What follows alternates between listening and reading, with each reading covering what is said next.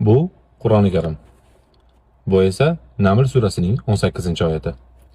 Videoda oxirigacha ko'ring, sizga bitta oyatda 3 ta mo'jiza aytib beraman.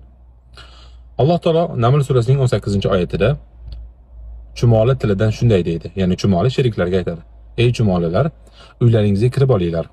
Sulaymon va uning lashkari sizlarni bilmasdan parchalab yubormasinlar", deydi. Endi sizga savol. Chumoli Sulaymon lashkari kelayotganini qayerdan bilgan? Ilm-fan bugun aniqladiki, chumolilar tovush ovoz to'lqinlaridan oldin yerdagi tebranish to'lqinlari orqali uzoqdagi xavfni sezishadi.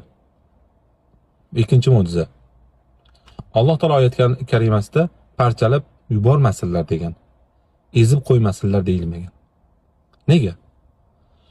19-asrgagina kelib insoniyat aniqlay oldiki, mikroskoplar orqali chumolining ichida suyak bo'lmaydi, balki u ustki mustahkam zirhli qobiqdan iborat.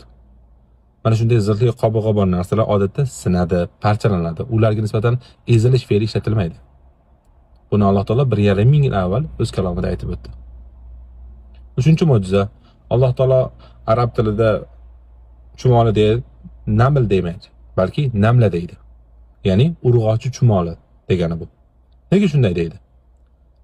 Biz insoniyat endi bildikki, tashqarida, ko'chada rizqini terib, ozuq izlab yuradigan chumolilarning aksariyati urg'ochi chumolilar bo'ladi. Erkak chumolilar emas. Endi sizga savol.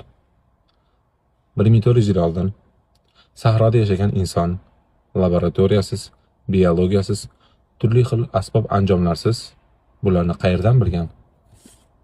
Balki bu oddiy kitob emasdir.